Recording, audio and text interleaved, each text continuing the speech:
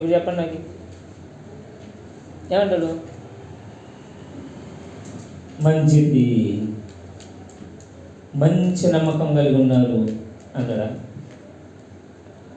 ఈ బాటల్ ఉందనుకో, ఒక 20 రూపాయలు పెట్టి నీళ్ళు బాటలు తీసుకుంటాడు. దాంట్లో ఎక్స్పైరీ డేట్ అయిపోయే లోపల నీళ్ళు తాగితే పనిపిస్తుంది. ఆ నీళ్ళు ఉండగా ఆ డేట్ ఎక్స్పైరీ అయిపోయింది అనుకోండి, అప్పుడు తాగుతారు చెప్పండి? మీరే డబ్బులు పెట్టుకున్నా తాగరు. ఎందుకు అన్నారు? శరీరానికి హానికరంగా మారిపోతుంది. ఒక గుంతలో ఉన్న ఆ నీళ్ళు అలాగే ఉంటే పాకలు పట్టిపోతాయి. ఒక వారంలో కడవ కడకపోతే కడవ కూడా పాకలు పట్టిపోతుంది. మరి మనము ఇన్ని సంవత్సరాల నుండి కూడా వాక్యం వివరించకుండా విని అలాగే ఉంటే మన లోపల పాకలు పట్టి పారేగా ఏం చేస్తారు చెప్పండి? చెప్పండి. అందుకనే పండగ నాడు మాత్రమే కాదు, ఎల్లప్పుడూ కూడా భయభక్తులు కలిగి ఉండవు. అలా ఉంటే ఎలా చేయగలిగి చేయకపోతే యాడికి పోతాం చెప్పండి? ప్రకటన గ్రంథం 21:8 వచ్చినములో నరకానికి ఎవరు పోతారో లిస్ట్ ఉంది.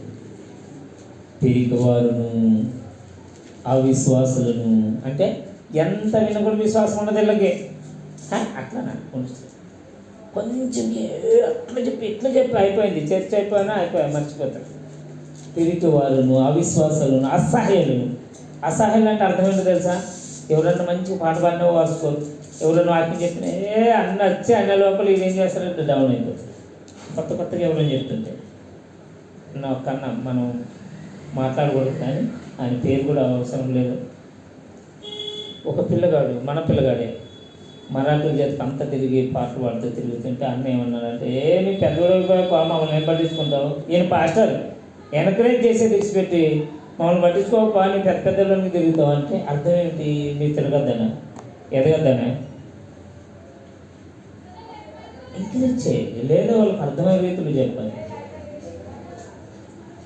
అసహించుకోకూడదు ఎప్పుడైనా కానీ.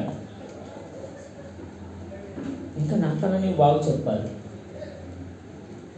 అని మనం చెప్పాలి. నేను నాకన్నా ఎట్లా బాగా చెప్తావు?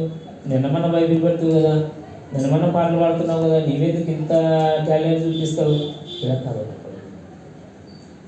అసహ్యులను, నరహంతకులను, వ్యభిచారకులను, మాంత్రికులను, విగ్రహారాధకులను, అబద్ధం చెప్పి అందరు కూడా ఎక్కడ పోతారంట? మండుచున్న అగ్నిగుండములో పాల్గొనరు. ఆయన పని సమాప్తం అయిపోయింది. ఈ లోకానికి వచ్చాడు,